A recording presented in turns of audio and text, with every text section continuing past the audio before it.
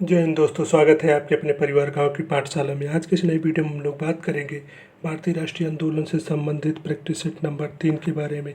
इससे पहले हमने प्रैक्टिस सेट 1, प्रैक्टिस सेट 2, लगभग यानी हर प्रैक्टिस सेट का 2-2 पार्ट बना करके हमने वीडियो के माध्यम से इस चैनल पर अपलोड कर दिया है। यदि आपने अभी तक नहीं देखा है तो हम उसको वीडियो को डिस्क्रिप्शन में लिंक लगा देंगे, आप वहाँ से जाकर देख लीजिएगा। तो शुरुआत करते हैं आज के इस प्रैक्टिस सेट में। इसमें कुछ मिक्स क्वेश्चन है।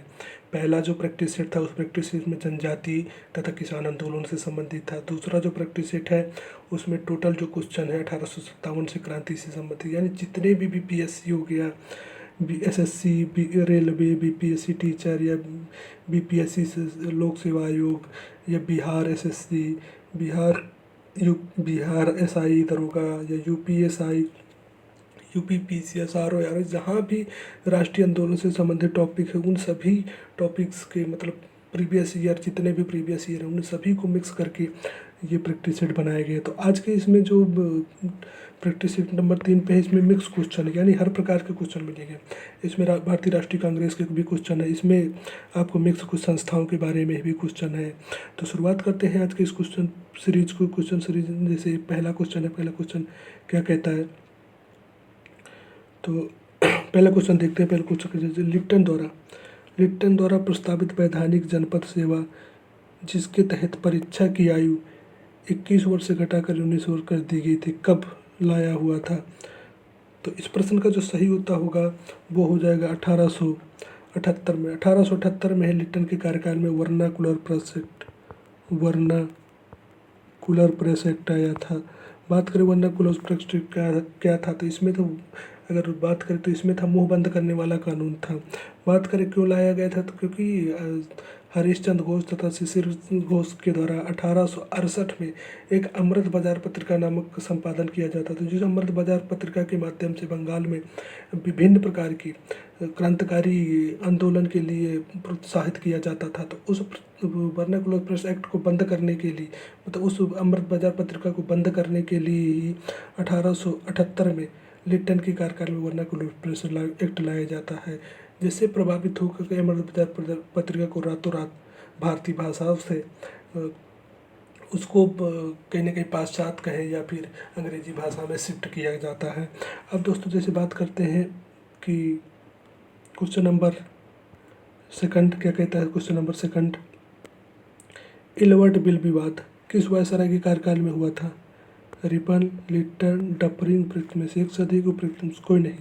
तो इस प्रश्न का जो सही उत्तर हो जाएगा वो विकल्प यानी कि विकल्प नंबर 1, रिपन के कार्यकाल में ही इलवर्ट बिल विवाद हुआ था। स्थानीय सुशासन की बात करें कि स्थानीय सुशासन हो गया, या फिर बात करें कि 10 की जनगणना की शुरुआत भी रिपन के कार्यकाल में हुई थी। वहीं अगर बात करें कि जैसे लिप्टन के कार्यकाल में हमने बात कर लिया 1878 में वो वर्नाकुलर प्रेस एक्ट आया था।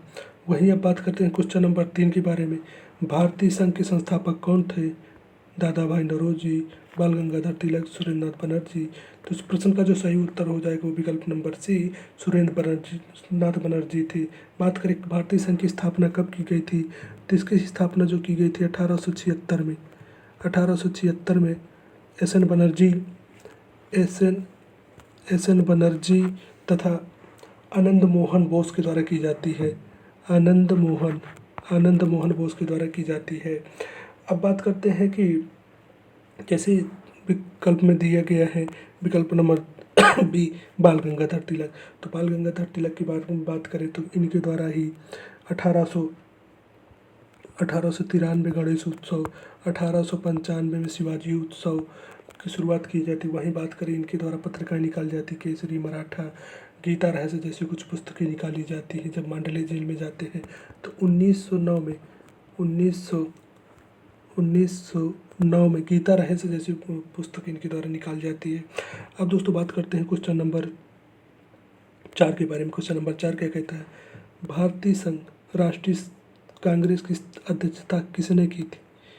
तो इस प्रश्न का जो सही उत्तर हो जाएगा वो हो जाएगा विकल्प नंबर सी, दादा भाई नौरोजी के द्वारा। दादा भाई नौरोजी के द्वारा 3 बार 1886।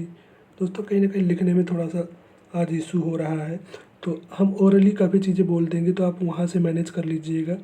क्योंकि थोड़ा सा लिखने में ज़्यादा परेशानी आती है, क्योंकि कुछ सीमित संसाधनों के साथ ये संस्थान शुरू किया गया है। तो इस वजह से थोड़े जैसे लिखने जैसे तमाम प्रॉब्लम कुछ आ जाती हैं, कभी पेन नहीं चल पाता, तो ऐसे आप कोऑपरेट करेंगे। हालांकि हम ओरली चीज़ें बोल देते हैं, आप वहाँ से वीडियो को पॉज करके भी चीज़ें लिख सकते हैं, क्योंकि हम जो बोल देते हैं काफ़ी चीज़ें हैं जो एग्ज़ाम पे रिपीटेड चीज़ें होती है। तो जैसे दादा भाई नौरोजी 3 बार अध्यक्षता करते हैं 1886 में, वहीं इनकी अध्यक्ष एक बार और अध्यक्षता करते हैं तो 1893 में। बात करें कि फिर इसके बाद तीसरी बार कब करते थे, तीसरी बार 1906 में करते हैं, यानी दादा भाई नौरोजी के द्वारा 3 बार कब जाते हैं, 1886, 1893 और 1906 में दादा भाई नौरोजी के द्वारा कांग्रेस की अध्यक्षता की जाती है। बात करें कांग्रेस की स्थापना कब होती है, तो 28 दिसंबर 1885 को कांग्रेस की स्थापना होती है। किसने की जाती थी, ए ओ हुम ने किया था। वहीं बात करें प्रथम बार जीत करते तो WC बनर्जी यानी बिमोश चंद्र बनर्जी थी। पहला इसका अधिवेशन कहाँ हुआ था, तो पहला इसका अधिवेशन बम्बई में हुआ था। वहीं बात करें कि प्रथम मुस्लिम अध्यक्ष कौन थे, तो दादा बदरुद्दीन तैयब जी जो थे, क्योंकि तीसरे भारतीय राष्ट्रीय कांग्रेस की अध्यक्षता करते हैं। यानी कि अगर हिंदू मुस्लिमों की बात करें तो बदरुद्दीन तैयब थे, अगर सीरियल से बात करें तो तीसरी भारतीय राष्ट्रीय कांग्रेस की अधिवेशन की अध्यक्षता करते हैं। अब दोस्तों बात करते हैं क्वेश्चन नंबर 5 के बारे में। क्वेश्चन नंबर 5 क्या कहता है, भारतीय राष्ट्रीय कांग्रेस में निम्न में से किसको नरम दलीय नेता के तौर पर नहीं जाना जाता। तो इस प्रश्न का जो सही उत्तर होगा वो हो जाएगा विकल्प नंबर 1 यानी बाल गंगाधर तिलक जी को। बाल गंगाधर तिलक जी को नरम दल को यानी गरम दल का माना जाता था। वही MG नरवणे थे नरम दल के थे, दादा भाई नौरोजी ये भी नरम दल थे। MG नरवणे को महाराष्ट्र का सुकरात भी कहते थे। दादा भाई नौरोजी जी के बारे में बात कहते हैं, इनके द्वारा एक बुक लिखी जाती है ब्रिटिश रूल इन इंडिया जैसी बुक लिखी जाती है। वही इनकी बात करें तो इन्होंने 3 बार अध्यक्षता करते हैं, 1886, 1893, 1906, यानी 3 बार ये कांग्रेस की अध्यक्षता करते हैं। वहीं बात करें कि ये सबसे वायोवृद्ध नेता भी कहलाते थे। अब बात करते हैं क्वेश्चन नंबर 6 के बारे में। भारतीय राष्ट्रीय कांग्रेस की स्थापना की किस वर्ष हुई थी, तो इस प्रश्न का जो सही उत्तर होगा विकल्प नंबर सी 1885 में। बात करें 28 दिसंबर 1885 को गोकुल दास तेजपाल संस्कृत विश्वविद्यालय में बम्बई में ए ओ हुम के द्वारा कहीं ना कहीं भारतीय राष्ट्रीय कांग्रेस या इंडियन नेशनल कांग्रेस की स्थापना की जाती है। वहीं बात करें कि इसकी प्रथम अधिवेशन कहाँ होता है, तो प्रथम अधिवेशन बम्बई में होता है। कहाँ होता है, बम्बई में। इसके प्रथम अधिवेशन कौन करते हैं, WC बनर्जी के द्वारा कांग्रेस की प्रथम अधिवेशन की अध्यक्षता की जाती है। अब दोस्तों बात करते हैं क्वेश्चन नंबर 7 के बारे में। क्वेश्चन नंबर 7 क्या कहता है, निम्न में से कौन नरमपंथी में से नहीं थे। तो इस प्रश्न का जो सही उत्तर होगा वो हो जाएगा विकल्प नंबर बी बाल गंगाधर तिलक। यानी कि इस प्रश्न का जो सही उत्तर होगा वो हो जाएगा नरमपंथियों में से नहीं थे। बात करें निम्नलिखित में से कौन नरमपंथियों में नहीं थे, तो लाला लाजपत राय, RC दत्त या बाल गंगाधर तिलक। तो इस प्रश्न का सही उत्तर होगा विकल्प नंबर सी यानी RC दत्त। ये जब लाला लाजपत राय हो गए, लाल बाल पाल जो हो गए, ये कहीं ना कहीं गरम दल के नेता थे। तो अब दोस्तों बात करते हैं क्वेश्चन नंबर 8 के बारे में। क्वेश्चन नंबर 8 क्या कहता है, भारतीय राष्ट्रीय कांग्रेस के संस्थापक थे असैनिक सेवक, मिलिट्री कमांडर, सामाजिक कार्यकर्ता, उपयुक्त में से एक से अधिक, उपयुक्त में से कोई नहीं। तो इस प्रश्न का जो सही उत्तर हो जाएगा असैनिक सेवक थे। अब दोस्तों बात करते हैं क्वेश्चन नंबर 9 के बारे में। क्वेश्चन नंबर 9 क्या कहता है, अधिकतर नरमपंथी नेता थे ग्रामीण क्षेत्र से शहरी क्षेत्र। तो इसका जो सही उत्तर होगा वो होगा शहरी क्षेत्रों से थे। जितने भी नरमपंथी नेता थे वो शहरी क्षेत्रों से। वहीं अगर बात करें कि जो गर्मपंथी के नेता थे तो वो सभी लगभग ग्रामीण क्षेत्रों से संबंधित है। दोस्तों बात करते हैं क्वेश्चन नंबर 10 के बारे में। 1905 में बंगाल विभाजन किस वायसराय के कार्यकाल में हुआ था। तो इस प्रश्न का जो सही उत्तर होगा लॉर्ड कर्जन के कार्यकाल में 1905 1905 को बंगाल का विभाजन हुआ था। बंगाल विभाजन की जो घोषणा हुई थी वो 19 जुलाई को हुई थी। कब हुई थी? 19 जुलाई को हुई थी। अगर बात करें कि बंगाल विभाजन प्रभावित कब हुआ था तो 16 अक्टूबर को, क्योंकि ये सारी तारीखें, जितनी भी तारीखें हम लिख रहे हैं या ओरली बोल रहे हैं, वो सारी तारीखें एग्जामों में पूछा जा चुका है। 1905 को यानी 16 अक्टूबर 1905 को बंगाल विभाजन प्रभावित होता है। बात करें कैंसिल कब होता है तो दिसंबर 1911 में जब तृतीय दिल्ली दरबार होता है तो हार्डिंग के कार्यकाल में एक कमेटी का गठन किया जाता है। तो वहाँ से ये भी क्वेश्चन पूछा जाता है उस कमेटी के हेड कौन थे, तो उस कमेटी के जो हेड थे अरुंडेल थे। तो इस तरह के क्वेश्चन बनते हैं, जैसे उस कमेटी के नाम पूछ लेता है, वही पूछता है कि फिर बंगाल विभाजन के विरोध में कौन सा आंदोलन हुआ था, स्वदेशी भंग आंदोलन हुआ था, कहाँ से हुआ था, कलकत्ता के टाउन हॉल से, उसका नेतृत्व किसने किया था, तो एस एन बनर्जी। ऐसे तमाम ये क्वेश्चन आपको पूछते हैं। अलग अलग जगहों से भी कि कौन कौन नेतृत्व करती है, तो ये क्वेश्चन पूछते हैं। लिटन के बारे में बात करें तो वर्नाकुलर प्रेस एक्ट आया था।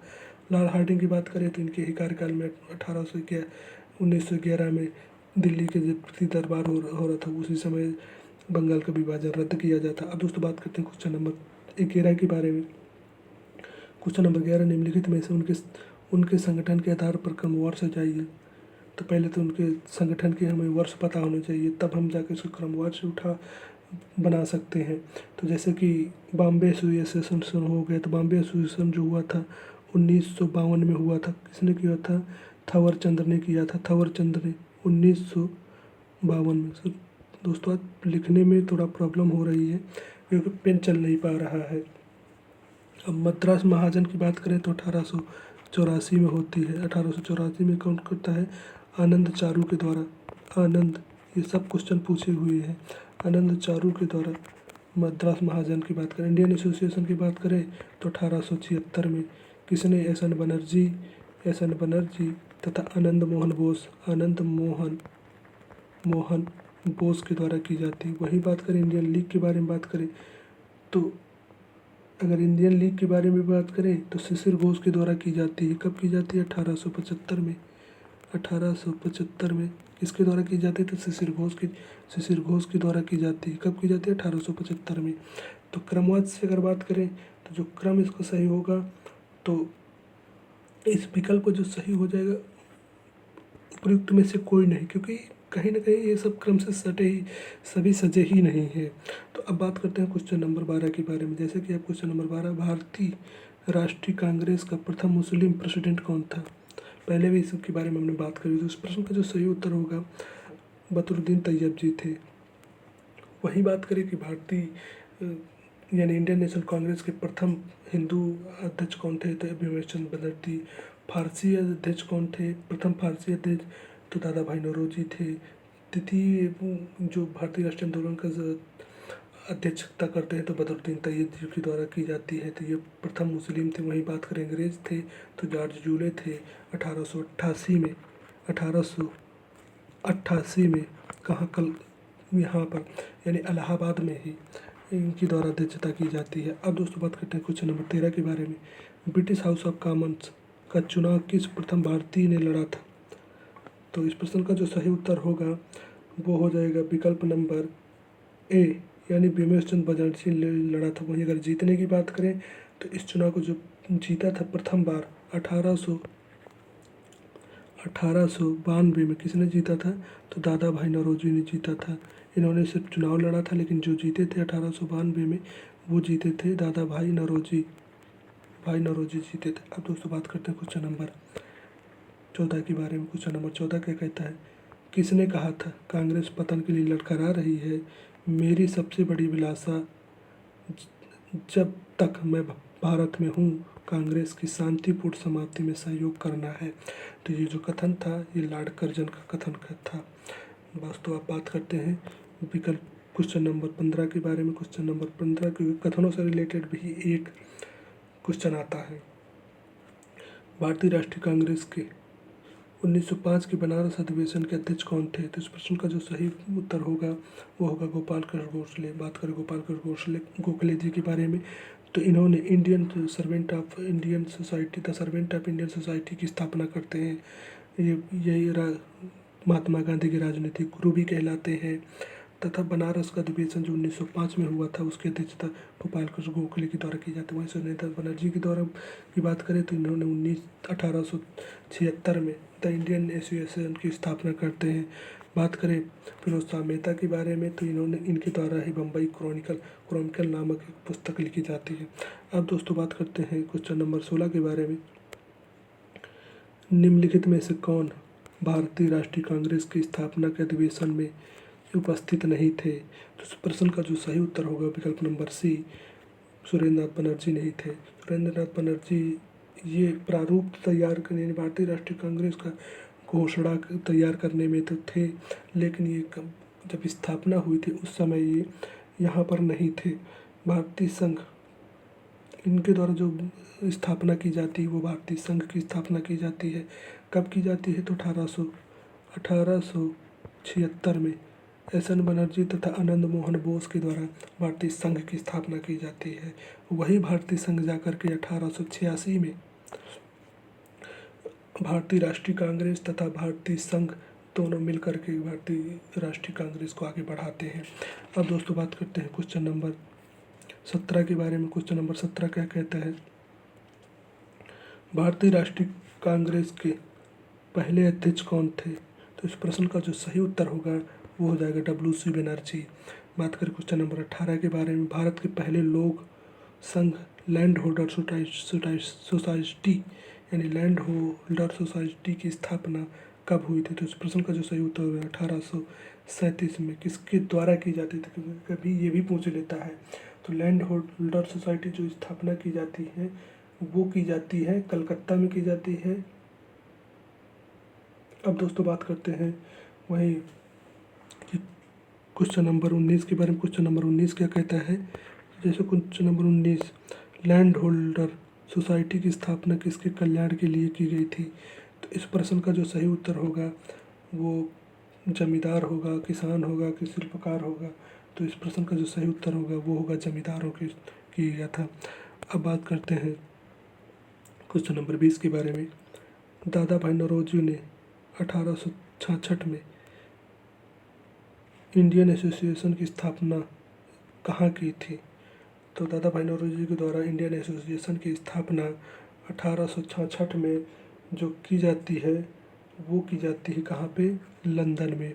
तो इस प्रश्न का जो सही उत्तर होगा विकल्प नंबर ए यानी लंदन में। दोस्तों वही बात करें अब क्वेश्चन नंबर 21 के बारे में। क्वेश्चन नंबर 21 क्या कहता है? 1870 के पूना सार्वजनिक सभा की स्थापना किसने की थी? गोपाल कृष्ण गोखले, महादेव गोविंद रानड़े, बाल गंगाधर तिलक, उपयुक्त में से एक से अधिक? या फिर इस प्रश्न का जो सही उत्तर होगा वो हो जाएगा महागोविंद रानड़े के द्वारा 1870 में पूना सार्वजनिक सभा की स्थापना की गई थी। अब दोस्तों बात करते हैं क्वेश्चन नंबर 22 के बारे में। भारतीय राष्ट्रीय कांग्रेस का प्रथम अधिवेशन कलकत्ता में हुआ था। निम्नलिखित कथनों पर विचार कीजिए। तो भारतीय राष्ट्रीय कांग्रेस का जो पहला था राष्ट्रीय कांग्रेस का प्रथम अधिवेशन कलकत्ता में हुआ था। भारतीय राष्ट्रीय कांग्रेस का दूसरा अधिवेशन दादा भाई नौरोजी की अध्यक्षता में हुआ था। भारतीय राष्ट्रीय कांग्रेस का मुस्लिम लीग दोनों में लखनऊ में समझौता होता था। इस प्रश्न का जो सही विकल्प हो जाएगा वो तो हो जाएगा 2 और 3, क्योंकि दादा भाई नौरोजी के द्वारा दूसरे अधिवेशन की अध्यक्षता की जाती है। वही हिंदू और कांग्रेस और मुस्लिम लीग दोनों में लखनऊ में 1916 में लखनऊ पर समझौता होता है, ये भी सही है। तो इस प्रश्न का जो सही होगा वो विकल्प नंबर सी 2 और 3। वही बात करें क्वेश्चन नंबर 23 के बारे में। तो क्वेश्चन नंबर 23 क्या कहता है? निम्नलिखित में किसने एक सन 1875 में हाउस ऑफ कॉमन्स के एक याचिका प्रस्तुत करते हुए ब्रिटिश संसद में भारत के प्रत्यक्ष प्रतिनिधित्व की मांग की थी? तो इस प्रश्न का जो सही उत्तर होगा वो हो जाएगा उपयुक्त में से कोई नहीं, क्योंकि जो प्रतिनिधित्व पूना सार्वजनिक सभा का प्रतिनिधित्व की मांग की थी वो की गई थी आनंद मोहन बोस के द्वारा। अब दोस्तों बात करते हैं, यानी इसका जो सही उत्तर होगा उपयुक्त में से कोई नहीं, क्योंकि न मद्रास महाजन सभा के द्वारा मांग की जाती है, न डक्कन एसोसिएशन के द्वारा मांग की जाती है, न द इंडियन एसोसिएशन के द्वारा भी नहीं मांगते। तो इसका क्या होगा? उपयुक्त में से कोई नहीं। अब बात करते हैं क्वेश्चन नंबर 24 के बारे में। क्वेश्चन नंबर 24 क्या कहता है? निम्नलिखित भारतीय नेताओं में से कौन एक ब्रिटिश द्वारा इंडियन सिविल सर्विस से बर्खास्त किया गया था? तो इस प्रश्न का जो सही उत्तर होगा वो होगा SN बनर्जी यानी सुरेंद्र नाथ बनर्जी के द्वारा ही 1876 में इंडियन एसोसिएशन की स्थापना की जाती है। आनंद मोहन बोस तथा सुरेंद्र नाथ बनर्जी। वहीं अब बात करते हैं लैंड होल्डर सोसाइटी कलकत्ता के संस्थापक थे। तो इस प्रश्न का जो सही उत्तर होगा वो होगा द्वारकानाथ टैगोर। बात करें राजा राम जी के बारे में थोड़ा सा बात कर लेते हैं। तो राजा राम के जो जन्म जो होता है वो राधानगर 1772 में कहाँ होता है? तो इनका जो जन्म होता है वो राधानगर में होता है। अगर बात करें कि इनके द्वारा कुछ सुधारात्मक काम किए जाते हैं तो डिग्बी महोदय के सहयोग से डेविड हेयर तथा डिग्बी महोदय के सहयोग से 1870 में कब 1817 में एक हिंदू कॉलेज की स्थापना की जाती है। वहीं बात करें कि संवाद कौमुदी मिरातुल अखबार जैसे पत्र का भी प्रकाशन किया जाता है। सती प्रथा को रोकवाने में भी इनका महत्वपूर्ण योगदान होता है। तो ऐसे तमाम कुछ सुधारात्मक कार्य हैं जो राजा राम मोहन जो के द्वारा की जाती है। वहीं बात करें कि राजा राम मोहन को अकबर की उपाधि किसने दी थी? तो अकबर द्वितीय के द्वारा इन्हें राजा की उपाधि दी जाती है। दोस्तों अब बात करते हैं क्वेश्चन नंबर 26 के बारे में। क्वेश्चन नंबर 26 क्या कहता है? जैसे क्वेश्चन नंबर आप 26 देख रहे हो क्योंकि यहाँ से भी क्वेश्चन आपको मिलते हैं। आप अगर प्रैक्टिस सेट बना रहे होंगे तो आपको यहाँ से क्वेश्चन भी मिलेंगे। बंगाल ब्रिटिश इंडियन सोसाइटी की स्थापना 1843 ईस्वी में होती है। सही है। मद्रास नेटिव एसोसिएशन 1852 में। सही है। पूना सार्वजनिक सभा 1876 सही है। वहीं बात करें इंडियन एसोसिएशन के 1878। तो इसका जो सही विकल्प हो जाएगा वो हो जाएगा विकल्प नंबर 1 यानी 1 का 1 सही है, 2 बी का 2 सी का 3 डी का 4। तो विकल्प नंबर 1 इनका सही हो जाएगा। अब बात करते हैं क्वेश्चन नंबर 27 के बारे में। क्वेश्चन नंबर 27 क्या कहता है? मद्रास महाजन सभा 1884 में की जाती है। सही है। वहीं बात करें बम्बई प्रेसिडेंटी एसोसिएशन इसकी स्थापना 1885 में की जाती है। सही। इंडियन एसोसिएशन 1876 सही है। कांग्रेस की स्थापना 28 दिसंबर 1885। तो इसका भी सही विकल्प हो जाएगा विकल्प नंबर 1। अब बात करते हैं क्वेश्चन नंबर 28 के बारे में। सुरेंद्र नाथ बनर्जी और आनंद मोहन बोस ने कांग्रेस के जन्म के पहले किस राष्ट्रवादी पार्टी की स्थापना की जो कांग्रेस के पूर्ववर्ती संगठन के सबसे अधिक महत्वपूर्ण थी? तो इस प्रश्न का जो सही उत्तर होगा वो हो जाएगा इंडियन एसोसिएशन। अब बात करते हैं क्वेश्चन नंबर 29 के बारे में। इंडियन एसोसिएशन ने किस मुद्दे पर सर्वप्रथम आंदोलन शुरू किया? इस प्रश्न का जो सही उत्तर होगा वो हो जाएगा विकल्प नंबर ए यानी कि भारतीय प्रशासनिक सेवा में नियम में सुधार और परीक्षा में बैठने की अधिकतम उम्र बढ़ाने के लिए। बात करें क्वेश्चन नंबर 30 के बारे में। तो क्वेश्चन नंबर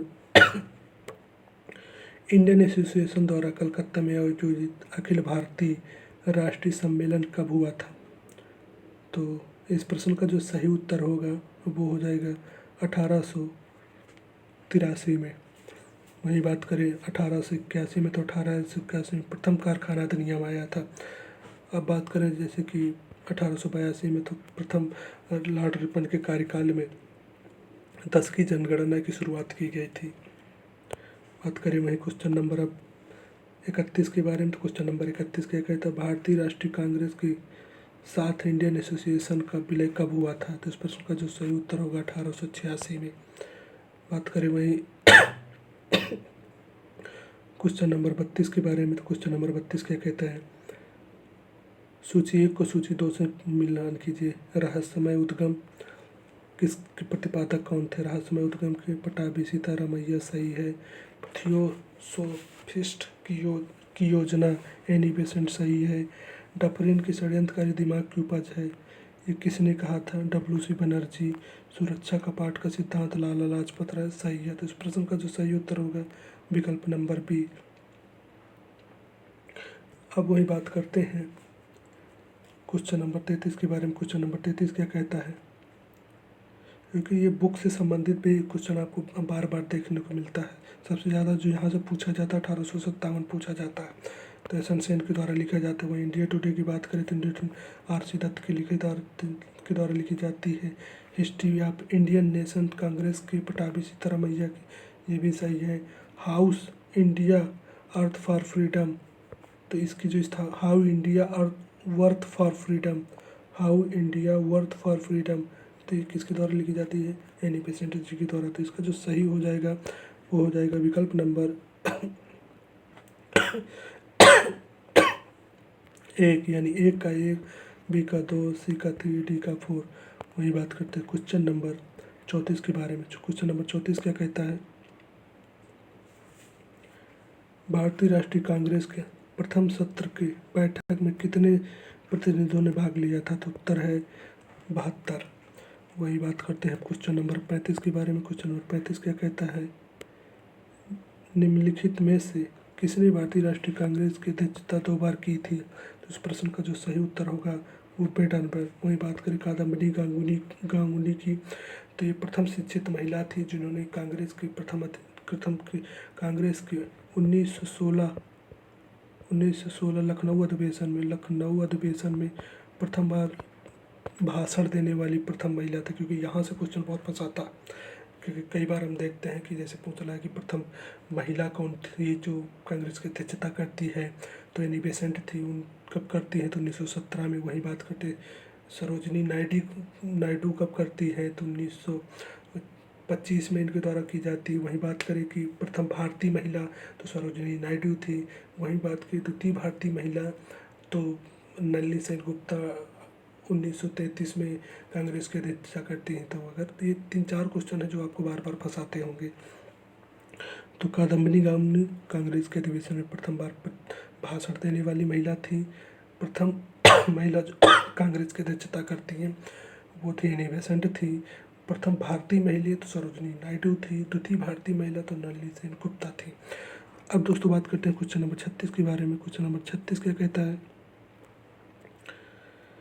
किसने कहा ब्रिटिश शासन एक स्थायी बढ़ता हुआ तथा लगातार बढ़ता हुआ विदेशी आक्रमण है जो धीरे धीरे ही सही मगर पूरी तरह से देश को नष्ट कर रहा है।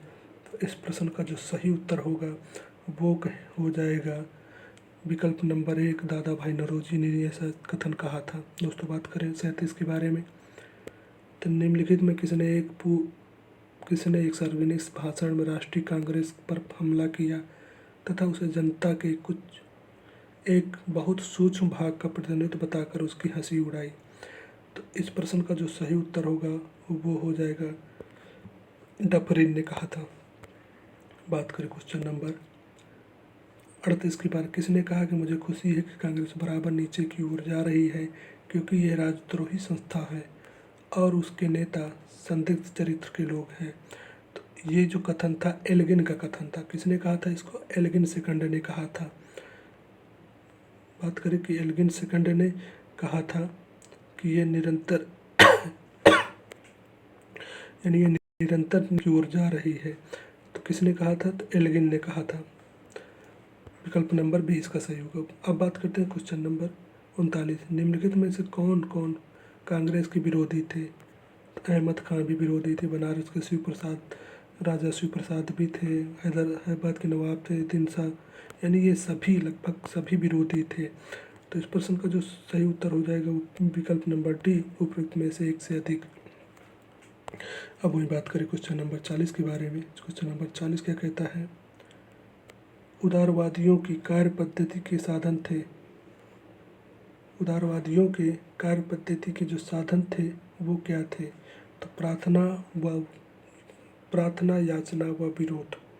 वही बात करते हैं क्वेश्चन नंबर 41 के, उदारवादियों की कार्य पद्धति को किसने भिखमंगी राजनीति की संज्ञा दी। तो इस प्रश्न का जो सही उत्तर होगा वो हो जाएगा विकल्प नंबर ए, उग्रवादियों ने कहा था कि ये भिखमंगी राजनीति कर रहे हैं। वही बात करें क्वेश्चन नंबर 42 के बारे में, ब्रिटिश साम्राज्य के अंतर्गत सुशासन की मांग सबसे पहले किसने और कब की थी। तो इस प्रश्न का जो सही उत्तर होगा, यहाँ से भी काफ़ी क्वेश्चन बनते हैं तो हम लोग बारी बारी से सभी क्वेश्चन को डिटेल में डिस्कशन करेंगे। दादा भाई नौरोजी के द्वारा 1906 में पहली बार कांग्रेस के अधिवेशन में सुशासन शब्द का, स्वराज का या कहें सुशासन शब्द का प्रयोग किया जाता है। वही बात करें कि सर्वप्रथम स्वराज का प्रयोग किसने किया था? तो सर्वप्रथम अगर बात करें प्रथम बार स्वराज जो प्रयोग किया था वो दयानंद सरस्वती के द्वारा किया जाता है। दयानंद सरस्वती जी के द्वारा स्वराज शब्द का प्रयोग किया जाता है। वही बात करें कि कांग्रेस के कौन से प्रथम बार अध्यक्षता यानी किस अधिवेशन में किया जाता है, तो 1906 में स्वराज का प्रयोग शब्द का प्रयोग किया जाता है। अगर बात करें कि पूर्ण स्वराज प्रस्ताव कब पारित हुआ था, तो पूर्ण स्वराज प्रस्ताव जो पारित हुआ था वो हुआ था 1928 में। बात करें पूर्ण स्वराज का जो अधिकार मांगा गया था वो कब आया था, तो 1930 में। 1930 में यानी पूर्ण स्वराज कहा गया था। कब कहा गया था? 1930 में। बात करें कि स्वराज मेरा जन्मसिद्ध अधिकार है, बाल गंगाधर के द्वारा कहा गया था। कब किया गया था? 1916 के लखनऊ अधिवेशन में स्वराज मेरा जन्मसिद्ध अधिकार है किसने कहा था? जन्मसिद्ध अधिकार बाल गंगाधर तिलक के द्वारा कहा जाता है। यानी कि स्वराज से संबंधित कुछ क्वेश्चन जो बनते हैं, जैसे कि स्वराज शब्द का सर्वप्रथम प्रयोग किसने किया था, तो दयानंद सरस्वती ने किया था। स्वराज शब्द का प्रथम बार कांग्रेस के अधिवेशन में कब प्रयोग होता है, तो 1906 के दादा भाई नौरोजी जी की अध्यक्षता में पहली बार स्वराज शब्द का प्रयोग किया जाता है। पूर्ण स्वराज की मांग मतलब स्वराज मेरा जन्मसिद्ध अधिकार है तथा मैं इसको लेकर रहूँगा, ये कांग्रेस के 1916 लखनऊ अधिवेशन में बाल गंगाधर तिलक के द्वारा कहा जाता है। स्वराज प्रस्ताव जब आता है 1928 में आता है। स्वराज की घोषणा कब की जाती है, तो 1930 में की जाती है। तो ये थे कुछ क्वेश्चन जो स्वराज से संबंधित बनते हैं, और अगर यहाँ से क्वेश्चन बनते हैं तो गलती के काफ़ी चांसेस हो जाते हैं। तो आशा करते हैं कि आज के बाद यहाँ से आपकी गलती नहीं होगी। अब बात करते हैं उदारवादियों का सबसे प्रयोग योगदान था। ब्रिटेन शोषण नीति की ओर जनता का ध्यान खींचना, जल आंदोलन, हिंसक कार्य पद्धति, उपयुक्त में से एक से अधिक, उपयुक्त में से कोई नहीं। तो इस प्रश्न का जो सही होता वो हो जाएगा विकल्प नंबर 1, ब्रिटिश शोषण नीति की ओर जनता का ध्यान खींचना। बात करें क्वेश्चन नंबर 44 के बारे में। क्वेश्चन नंबर 44, किसने कहा था हमें मर्दों की तरह खुलकर कहना चाहिए कि हम अपनी मज्जा तक राजभक्त हैं, हमें अंग्रेजी राज से हुए फायदों का ज्ञान है। तो इस प्रश्न का जो सही उत्तर हो जाएगा वो दादा भाई नौरोजी ने कैसा कहा था। बात करें क्वेश्चन नंबर 45 के बारे में। क्वेश्चन नंबर 45 क्या कहते हैं, किसने कहा था भारत और उसमें तलवार के बल पर जीता गया था और तलवार के बल पर उसे ब्रितानी कब्जे में रखा जाएगा। तो इस प्रश्न का होगा विकल्प नंबर बी, एल्गिन ने कहा था। अब बात करते हैं क्वेश्चन नंबर 46 के बारे में, किसने उग्रवादियों के संबंध में कहा अपनी शिकायतों का निवारण करने तथा रियासत पाने के लिए उन्होंने 20 साल से अधिक समय कमाबेश जो आंदोलन चलाए उसमें उन्हें रोटियों के बजाय पत्थर मिले। इस प्रश्न का जो सही उत्तर होगा वो होगा लाला लाजपत राय जी ने कहा था। क्योंकि कांग्रेस से संबंधित कुछ कथन आते हैं, उन कथनों में ही ये प्रीवियस ईयर के कथन है जो आए हुए हैं। तो अगर आशा करते हैं कि आप अगर कथन से संबंधित आएंगे तो आप नहीं गलत होंगे दोस्तों। क्योंकि आज तबीयत ख़राब होने की वजह से थोड़ा सा समस्याएं उत्पन्न हो रही, तो आई होप कि आप लोग कोऑपरेट करेंगे, और जैसे ही तबीयत ठीक होती है तो और भी ज़्यादा से ज़्यादा हम वीडियो आपको प्रोवाइड कराने की कोशिश करेंगे। किस उग्रवादी नेता ने उदारवादियों के संबंध में कहा था, यदि हम साल में एक बार मेढक की तरह टर्रा टर्रा करके चुप होते रहे तो हमें कभी अपने प्रयासों में सफलता नहीं मिलेगी। तो इस प्रश्न का जो सही उत्तर होगा वो कहीं ना कहीं हो जाएगा बाल गंगाधर तिलक। अब बात करते हैं क्वेश्चन नंबर 48 के बारे में। 1897 में किसने गिरफ्तारी के बाद राष्ट्रीय कांग्रेस में एक नया दौर आया था। तो इस प्रश्न का जो सही उत्तर होगा वो हो जाएगा बाल गंगाधर तिलक के गिरफ्तारी के बाद एक नया दौर आया था। बात करें वही बाल गंगाधर तिलक की मृत्यु कब हुई थी, तो 1 अगस्त 1920 को असहयोग आंदोलन जिस दिन शुरुआत होना था उसी दिन बाल गंगाधर तिलक की मृत्यु हो गई थी। अब बात करते हैं क्वेश्चन नंबर 49 के बारे में। आज के कुछ इस सेट में लगभग हम 50 का ही डिस्कशन कर रहे हैं, क्योंकि तबीयत ठीक ना होने की वजह से थोड़ा समस्याएं आ रही हैं। तो 50 क्वेश्चन तक ही डिस्कशन करेंगे। इसके बाद कल का सेकंड पार्ट आएगा और सेकंड पार्ट में 50 के आगे डिस्कशन करेंगे, क्योंकि जो 50 से आगे जो क्वेश्चन है वो बहुत ही इतने ज़्यादा रिपीटेड क्वेश्चन है कि बार बार आपको एग्जामों में रिपीट होते हैं। तो उसके लिए हमें थोड़ा सा तबीयत जैसे कि बार बार खांसी आ रही है तो थोड़ा रिकॉर्ड करने में दिक्कतें हो रही हैं। तो जब 50 से 51 का क्वेश्चन आएगा तो आप देखिएगा 51 से 100 आएगा कि उसमें कितने ज़्यादा रिपीटेड क्वेश्चन है। तो अब बात करते हैं क्वेश्चन नंबर 49 के। निम्नलिखित में किसने इंडियन नेशनल कांग्रेस का नरम दलीय राजनीतिक व्यवस्थित आलोचना न्यू लैम्प्स फॉर ओल्ड शीर्षक लेखों की श्रृंखला में की थी? इस प्रश्न का जो सही उत्तर होगा वो हो जाएगा अरविंद घोष के द्वारा की जाती है। मद्रास महाजन सभा की स्थापना किस वर्ष की गई थी? तो इस प्रश्न का जो सही उत्तर होगा वो तो हो जाएगा उपयुक्त में से क्यों नहीं, यानी उपयुक्त में से कोई नहीं, ना 81 में, ना 83 में, ना ही 82 में। तो फिलहाल आज के वीडियो में इतना ही रखते हैं, क्योंकि थोड़ा खांसी आने की वजह से परेशानी हो रही है। तो अगला जो वीडियो 50 से 100 आएगा उसमें बहुत ही रिपीटेड क्वेश्चन है जो प्रीवियस ईयरों के हैं, तो वो कल अपलोड कर दिया जाएगा। और आशा करते हैं ये वीडियो आपको पसंद आया होगा। यदि आपको वीडियो लगा कि अच्छी जानकारी है और तो वाकई में यहाँ से बहुत सारे क्वेश्चन आते हैं, तो वीडियो को लाइक कीजिएगा, शेयर कीजिएगा अपने दोस्तों के साथ, जैसे कि ऐसे महत्वपूर्ण आप निरंतर जुड़े रहें। दोस्तों एक आप लोगों से सजेशन भी जाना चाहेंगे, कमेंट बॉक्स पर करके दीजिएगा कि आप लोग डिटेल में डिस्कशन देखना चाहते हैं या 1 बाय 1 केवल हम क्वेश्चन पढ़ करके विकल्प सही बता दें, ऐसे पढ़ना चाहते हैं, या फिर आप चाहते हैं कि हम इसको डिटेल में डिस्कशन करें, यानी चारों विकल्पों के बारे में भी डिटेल में डिस्कशन करें। तो कमेंट बॉक्स पर आप लोग कमेंट करके बता दीजिएगा, जैसे कि अगले वीडियो में हम उसी हिसाब से आप लोगों की मांग के हिसाब से उसको बना करके वीडियो प्रोवाइड कराएं। तो आशा करते हैं आप सबका प्यार निरंतर ऐसे मिलता रहेगा। तो आज की वीडियो में फिलहाल इतना ही, मिलते हैं नेक्स्ट वीडियो में, तब तक के लिए जय हिंद, जय भारत।